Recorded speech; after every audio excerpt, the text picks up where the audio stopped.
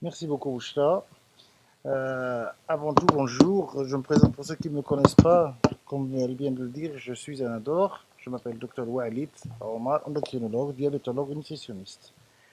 Je viens à la demande de Monsieur le Président, Monsieur Jamal Belkhadir, pour présenter euh, ce, ma petite expérience concernant mon nouveau cabinet, bilan et les perspectives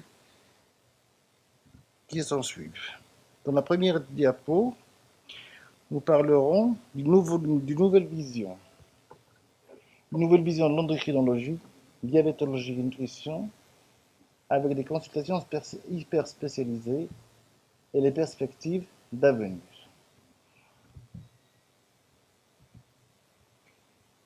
Comme vous le savez,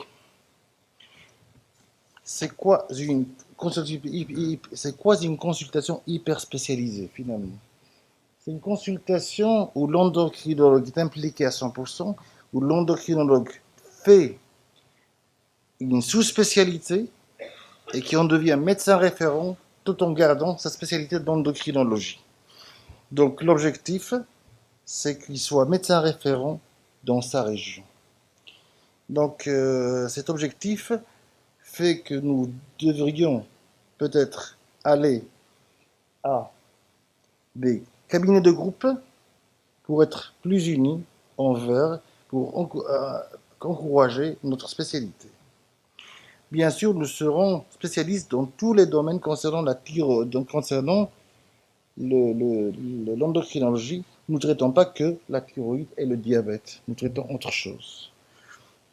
Donc, ces disciplines, c'est une hyper spécialité. C'est quoi finalement une consultation hyper spécialisée?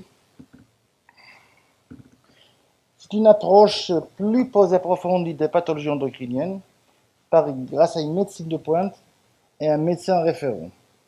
Un médecin référent, je souligne de nouveau, c'est un médecin endocrinologue qui fait des vacations dans son domaine, dans sa sous-discipline, et qui se surspécialise et qui devient le référent dans la région indiquée. Ça permet de centraliser toutes les données et d'avoir un système informatique qui permet d'avoir des datas et des cohortes de patients qui permettent de faire développer la recherche clinique au Maroc de façon beaucoup plus pratique. Parce que ça concerne tout le Maroc. C'est quoi, concrètement, c'est quoi ça? C'est simple. On commence par des consultations. Il y a plusieurs types de consultations. Il y a les consultations thyroïdes. Au lieu qu'un endocrinologue fasse tout, ce qui n'est pas évident, parce que l'endocrinologie regroupe plusieurs hyperspécialités et c'est transversal. Commençons par la thyroïde, vacation de consultation thyroïde dans un cadre de cabinet de groupe, avec échographie thyroïdienne par un échodoplériste endocrinologue hyper entraîné, cytoponction thyroïdienne en fonction par Bethesda, thermoablation par radiofréquence pour certains cas, tout en ayant des échanges avec nos amis les radiologues nucléaires, les anapathes spécialisés, parce que les oncologues, et aussi on pourrait faire de la génétique dans le cadre des NEM si on en trouve, comme dans la pathologie du cancer médulaire de la thyroïde. Je passe assez rapidement. Consultation hypophyse, un peu oubliée, et qui concerne pourtant l'endocrinologie. L'hypophyse, donc, je sais que c'est très important. Je sais que l'IRM hypophysaire peut être élu de façon meilleure qu'un radiologue généraliste et que si on fait des médecins référents spécialisés en hypophyse, donc référents, ça nous permettrait d'avoir plus de recherche là-dessus et plus de cliniques. Il y a bien sûr les tests hormonodynamiques et puis on pourrait discuter avec nos confrères, les radiologues classiques, les neurochirurgiens, les méthodologies de travail. Puis, la, sujet très très intéressant, la consultation pied-diabétique.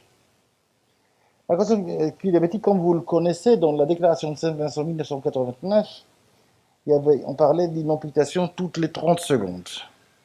Actuellement, en France et ailleurs, on arrive à 10 000 amputations de 90% selon la classification de l'UT, Texas. Et actuellement, dans notre cabinet et ailleurs, on fait des consultations de prévention et des consultations de traitement. C'est quoi une consultation de prévention? C'est tout d'abord rechercher systématiquement la gradation du pied diabétique, rechercher la vascularisation du pied par l'intermédiaire d'une IPS de dépistage, voir l'index de pression du gros orteil, faire s'il y a plaie, donc voir quel type de plaie, donc voir si un pied neuropathe ou un pied ischémique ou un pied neuroischémique chez un patient dont il faut rééquilibrer le diabète de façon absolue. Mais dans le cadre de l'amélioration de la cicatrisation, il faut qu'il soit bien renutri. Il y a des arguments biologiques qui nous permettent de voir si le patient il est en dénutrition même s'il est obèse. On ne parle pas jamais d'obésité en bonne santé. Il y a des obèses qui sont dénutris. Les vaccinations à jour, et puis surtout, les ateliers de prévention. Ici, je vous parle un petit peu d'une discordance entre la clinique et la radiologie. Ça, c'est normal, c'est un retard. On vient de lésion d'ostéite, un mal perforant plantaire. Ça paraît rien du tout, mais ça peut être un mal perforant plantaire ischémique, neuropathique ou neuroischémique. Là, on regarde les angiosomes, et en fonction des angiosomes, on sait où va vasculariser, c'est une lésion vasculaire. L'artère pédieuse, tibia postérieur ou tibial antérieur. Tout ceci se fait grâce surtout à des choses qui paraissent high-tech, mais qui sont vraiment simples et faciles. Commençons par le podoscope dynamique, donc qu'on a actuellement dans nos cabinets. Nos podoscopes dynamiques donc, nous permettent de voir déjà s'il y a la neuropathie, s'il y a une répartition des hyperpressions, s'il y a une répartition des pressions tout à fait normale. Comme vous voyez ici ici, on a une belle répartition des pieds, des pressions du pied. Ici, on voit bien ce côté rouge qui est une hyperpression. Vous savez bien qu'une corne, une patient qui présente une corne, le risque de plaie à ce niveau-là est multiplié par 27. On ne donne pas ce genre de chaussures. Ça, c'est des chaussures, ça, il faut l'oublier parce que c'est la grand-mère des Baruch, c'est celle de Samuel Baruch. Donc, mais surtout les chaussures de charge thérapeutique, c'est une chaussure donc temporaire, thérapeutique ou permanente thérapeutique qui permet au patient, en fonction de sa gradation du pied diabétique, de le traiter avant et d'économiser beaucoup d'argent avec des moyens très faciles. Après, si on est devant une plaie du pied diabétique, là, c'est plus sérieux. La chaussure de décharge est absolument nécessaire. Il est malheureux de voir encore beaucoup de confrères non-endocrinologues traiter de façon peut-être abusive par antibiothérapie large et entraîner des bactéries multirésistantes, ce qui entraîne plus tard des difficultés à cicatriser nos patients diabétiques.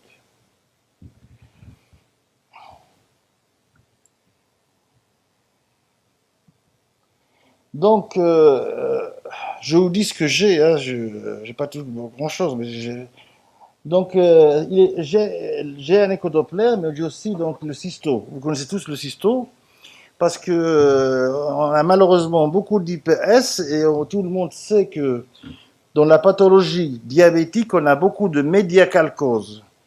Et beaucoup de patients diabétiques ischémiques ou neuroischémiques présentent une IPS, index de pression supérieur à 1,30, ce qui ne peut pas éliminer une pathologie artérielle. Donc la prise de pression du gros orteil nous aide vraiment, avec l'échodoppler artériel associé, à savoir s'il y a un risque d'amputation ou non. C'est la microcirculation par méthode laser.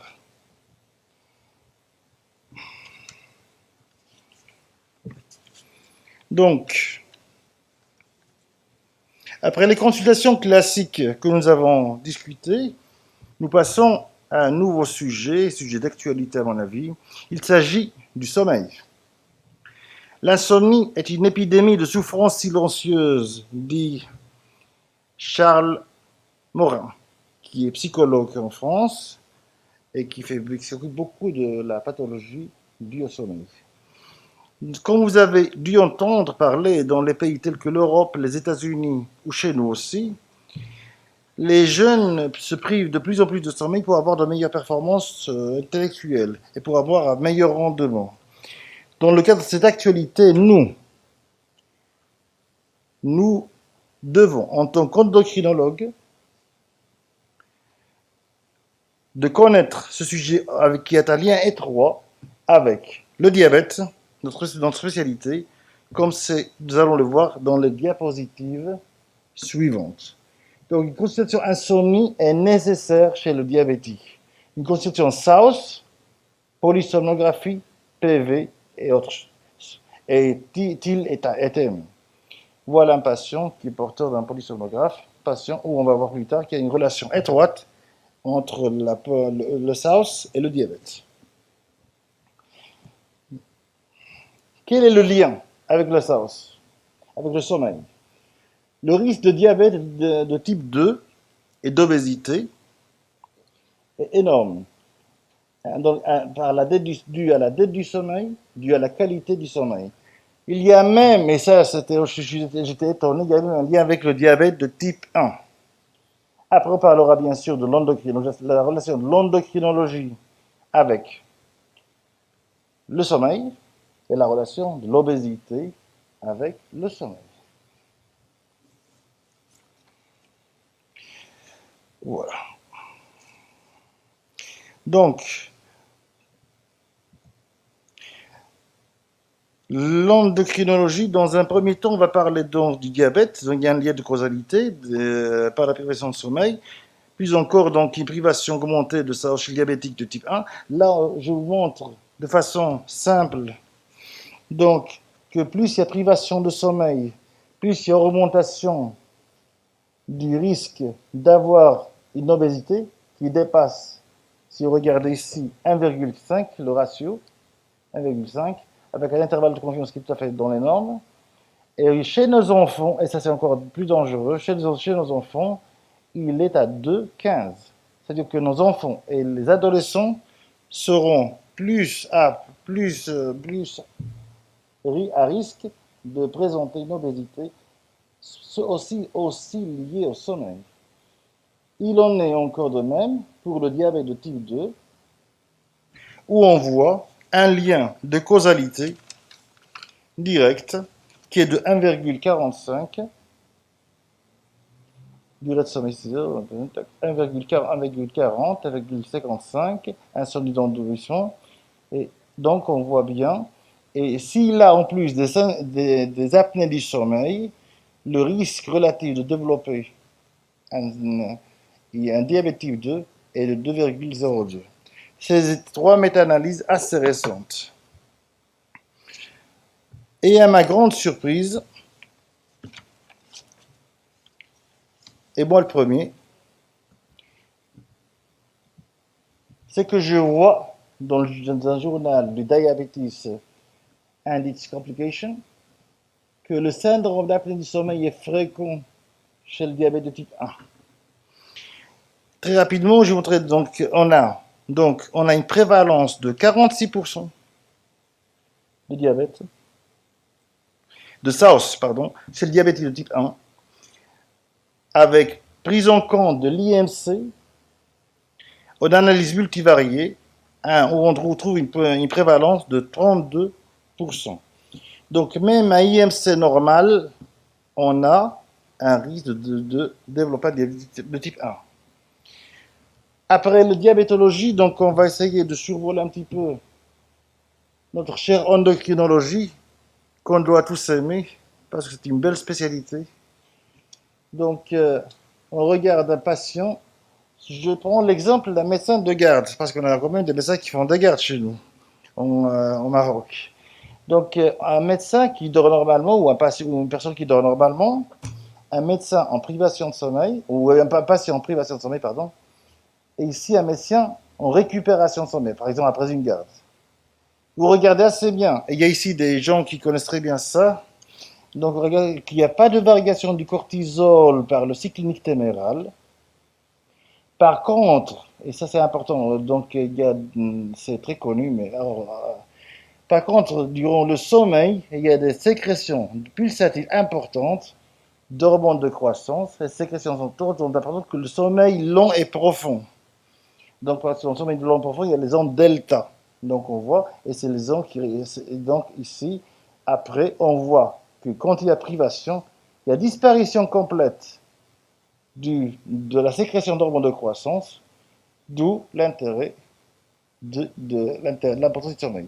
Puis on voit qu'après la récupération, après avoir dormi, je pense toujours ça comme un médecin qui dort puis qui est de garde, et puis qui redort le lendemain. Vous voyez bien une recrudescence de l'hormone de croissance. Après, c'est le contraire pour la TSH, et c'est fascinant. Il y a beaucoup de choses à dire, mais je vais aller rapidement. Pour la TSH, c'est l'inverse. Pour la TSH, c'est l'inverse, c'est une diminution de la sécrétion de TSH pendant le sommeil qui augmente après. Diminution, donc, pendant le sommeil. Augmentation si on se prive de sommeil. Et de nouveau, diminution si on récupère. Ce qui veut dire beaucoup de choses. C'est qu'il y a des sécrétions circadiennes, sûres et certain, mais nos valeurs biologiques d'endocrino sont à lire en fonction du contexte nictéméral du patient. Un patient qui fait par exemple une TSH à 8 h du matin, qui dort à 3 h du matin, il y aura des petites variations et on pourra se tromper d'hypothyroïdie ou d'hyperthyroïdie fruste, alors qu'il n'en est rien du tout. Donc voilà, donc je crois qu'on a assez parlé de sommeil pour ne pas rester endormi. On va passer donc maintenant à la nutrition. J'ai commencé pas par l'obésité mais par la dénutrition et l'anorexie mentale.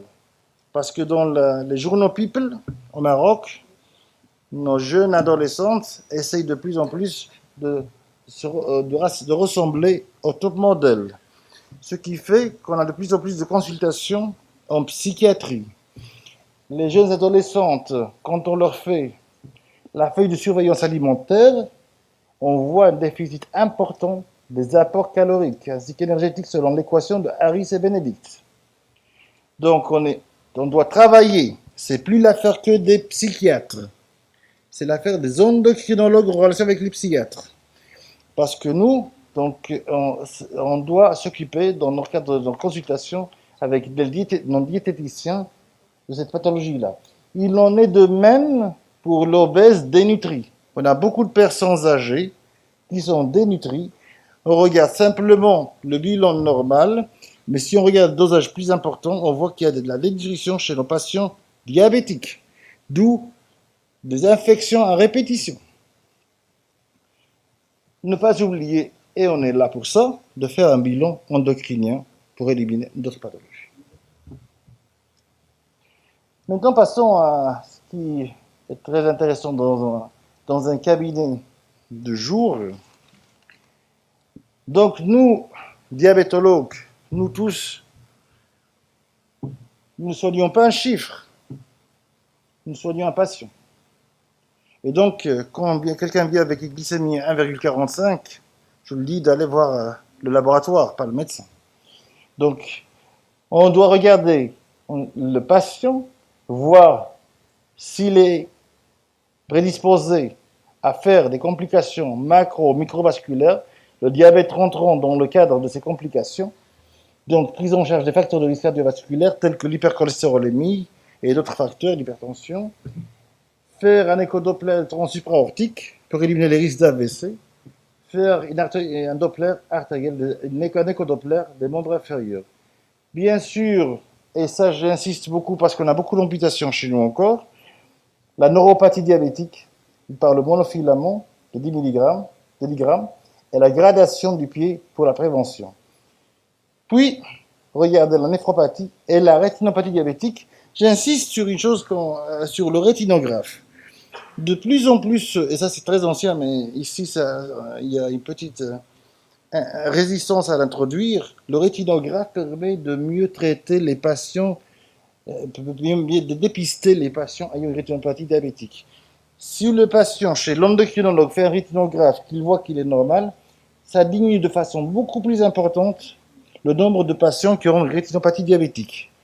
Actuellement, du fait qu'on ne dépiste pas, ça de tous les endocrinologues, il y a beaucoup plus de rétinopathie diabétique et ces patients-là sont pris en charge que lorsqu'il y a diminution de l'acuité visuelle. Et c'est pour cela que la dernière loi qui parlait entre les différences entre les optométristes et les ophtalmologues est rentrée à l'ordre. Il y a discussion. Donc, dans tout cela, il n'y a pas que nous, les médecins, qui devons être impliqués. Il y a le patient qui doit être au centre, et le patient qui doit être impliqué. Le patient est le médecin. Le patient est le médecin dans la prise en charge thérapeutique en passant par son éducation. Ne me dites pas que les Marocains sont analphabètes. On arrive avec nos moyens, par le Darija ou autre langage, à expliquer tout. Il suffit d'avoir un peu de volonté. Le médecin ne fait qu'orienter, c'est le patient qui soigne. On a des protocoles d'adaptation des doses d'insuline et le patient peut gérer lui-même son diabète. Et s'il est plus cortiqué, une insulothérapie fonctionnelle. Rapidement, l'insulothérapie fonctionnelle, c'est quoi? C'est pas grand-chose. C'est pour les gens un peu cortiqués, mais c'est important à faire. Il y a l'insuline basale pour vivre, l'insuline prandiale pour manger, le correctif en insuline. Je passe un petit peu rapidement sur tout ça pour passer à les perspectives que je voudrais avoir si les endocrinologues sont d'accord. C'est regrouper plusieurs examens en une seule journée. Ça permet, surtout dans nos régions, au Maroc, dans les régions lointaines, on a beaucoup de gens qui habitent à distance et qui ne peuvent pas faire les examens à fond d'œil dans une ville, examen clinique ailleurs. Le patient diabétique est connu pour son nomadisme, d'ailleurs ça a été dit ce matin. Donc on prend le patient, on l'attrape, on essaie de le convaincre, on lui fait tout ce qu'il faut faire. Et surtout, ce qui m'intéresse ici, on lui porte un lecteur glycémique continu. Et par lecteur glycémique continu, on peut voir un petit peu l'évolution de sa façon d'agir et de le traiter. Ainsi qu'un enregistrement polygraphique, parce qu'on voit de plus en plus beaucoup de diabétiques ayant un SAOS, surtout le SAOS, j'ai oublié de parler du SOH, qui est vraiment le SOH, c'est la pathologie qui représente la pathologie endocrinienne de référence. Le syndrome d'hypoventilation, c'est un syndrome qui est seulement lié à la prise de poids, l'IMC qui est à 30. Il n'y a pas d'insuffisance cardiaque, il n'y a pas d'insuffisance respiratoire, il y a obésité. Donc, obésité est égale SOH, et ils vont directement en pneumologie à la VNI, alors qu'ils devraient être dépistés avant pour pouvoir avoir moins de gaspillage d'argent, avoir moins d'un coût de santé important et voir nos patients avant. Voilà. L'importance de vérifier en hôpital de jour, l'observance, les tests hormonodynamiques, bien sûr pour tout ce qui est tests hormonaux, rétinographe, pose de lecteur glycémique. Puis il y a plus tard, comment traiter un diabétique. Il y a des façons que je pense intéressantes. C'est rééquilibrer le diabétique en lui faisant porter une pompe ou un lecteur glycémique continu connecté par Wi-Fi à un iPad. On lui fait un iPad, on le relie et on fait un ordinateur central à l'infirmière qui s'occupe de 5-6 patients qui peuvent, comme ça, eux-mêmes corriger leur glycémie et l'infirmière elle-même, qui est experte dans son domaine, corriger elle-même sa glycémie de façon plus correcte. On pourrait faire ça même par la télémédecine. Même si le patient est là, tout le temps le hajj, et nous on adore, On peut vérifier nos patients à distance et je vous jure que ça marche et que c'est moins cher. C'est moins cher parce qu'avoir des complications, avoir des amputations ou une cécité ou une dialyse chez un patient à 50 ans, c'est une perte. Le Maroc a besoin de ses ressources humaines. Voilà. Ici, donc, actuellement, on parle beaucoup plus que de l'HV1C, on parle beaucoup plus actuellement du timing range. C'est quoi le timing range? Le timing range, c'est actuellement, à même HV1C, il faut savoir quel est l'objectif qu'on cherche. L'objectif, donc la fourchette glycémique en fonction de l'âge et des comorbidités, et quel pourcentage d'hypoglycémie qui nous fait peur. Donc, dans le Diabetes Scale de 2019, pas mal de mars 2019, de plus en plus, on va parler dans de nouvelles recommandations du ranging time, parce que le ranging time nous donne beaucoup plus de résultats. Vous savez tous ça, c'est très ancien. Vous savez tous qu'à deux courbes différentes, on a des complications différentes. Un HbA1c identique. Donc, voilà cette fameuse étude qui date d'assez récemment, qui parle du timing range et qui nous permet il y aura des études plus tard qui vont venir qui nous diront le seuil de pourcentage d'hypoglycémie qu'on veut et l'objectif glycémique, le pourcentage. Parce qu'il est aussi délétère d'avoir des hypoglycémies à répétition qu'avoir une hyperglycémie chronique. Il n'y a pas que l'hyperglycémie. Voilà, donc il y a des lecteurs glycémie continue. Tout ça peut se faire par télémédecine. Ça, c'est la pompe insuline dernière génération, c'est la 640G. Donc, le patient est à distance. On lui demande seulement de scanner au début. Au lieu de se faire piquer dans qualité de vie, il scanne. Ça coûte un certain prix, mais on peut discuter les prix.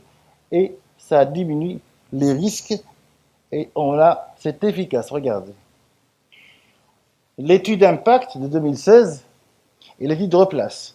Dans l'étude Impact, on regarde le freestyle libre versus autosurveillance conventionnelle. À force de piquer, donc même 6 fois par jour, regardez, donc on pique 5,8 autosurveillance glycémique dans le groupe contrôle.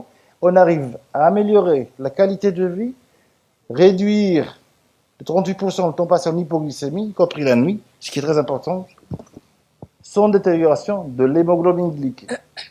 L'étude Replace parle de la même chose et on diminue le temps passé en hypoglycémie. Très important le temps passé en hypoglycémie pour les cardiopathes surtout. Les gens qui ont une cardiopathie. Une image instantanée, donc c'est ce qui est dit, donc c'est fréquent. L'image, on voit donc le pourcentage qui est de 55% ici. On voit déjà l'observance du patient. On voit le timing range. On voit le pourcentage. Ici, il est à 19%. On est en train il y a des études qui sont en train de chercher quel pourcentage on voudrait faire. On parle de 10%, mais ce n'est pas encore confirmé. Et pas que le freestyle, il y a beaucoup d'études, toutes les études actuellement, donc c'est des références qui vont sortir. Et les événements d'hypo, donc ça c'est très délétère. L'observance, la voilà. Donc ça permet aux médecins, de façon directe, de surveiller. Puis il y a les pompes insulines, je ne vais pas en parler beaucoup parce que ça a été dit ce matin, juste pour vous dire donc qu'on peut se prendre son Bluetooth.